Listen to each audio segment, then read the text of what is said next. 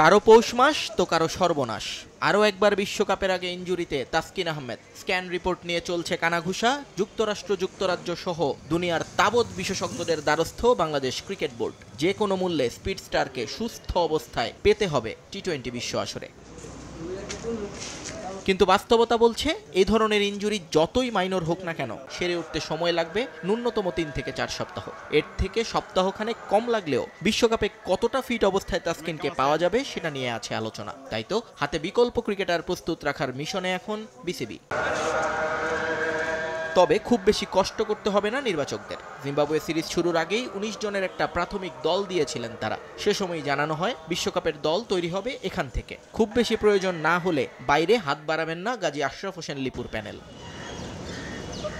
তাই স্বাভাবিকভাবেই ধরে নেওয়া হচ্ছে সেই 19 থেকেই আসবে তাসকিনের বিকল্প। মুস্তাফিজ শরীফুল আগে থেকেই আছেন স্কোয়াডে। তাসকিন ছাড়া সেখানে ছিলেন আরও 2 পেসার, সাইফুদ্দিন এবং তানজিম হাসান সাকিব। তাসকিনের ইনজুরিতে এখন কপাল খুলে গেছে সাইফের। জিম্বাবুয়ের বিপক্ষে শেষ ম্যাচে বাজে বোলিং করলেও আপাতত তার বিকল্প হাতে নেই টাইগার ম্যানেজমেন্টের কাছে। তাই সাইফুদ্দিন থাকছেন অবধারিত।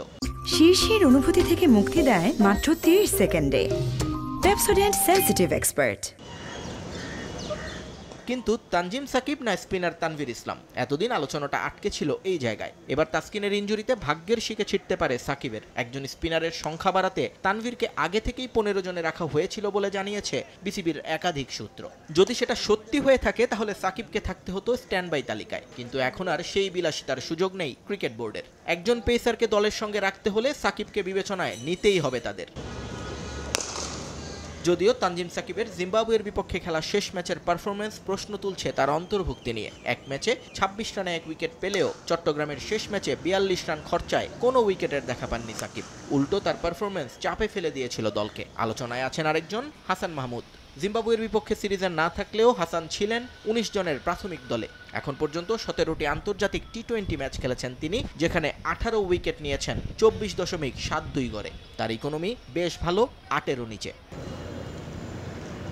কে হচ্ছেন টাইগারদের 15তম বিশ্বকাপ সদস্য তা জানতে এখন অপেক্ষা করতে হবে বিসিবির সংবাদ সম্মেলন পর্যন্ত। নিয়ন মোহাইমিন, সময় সংবাদ।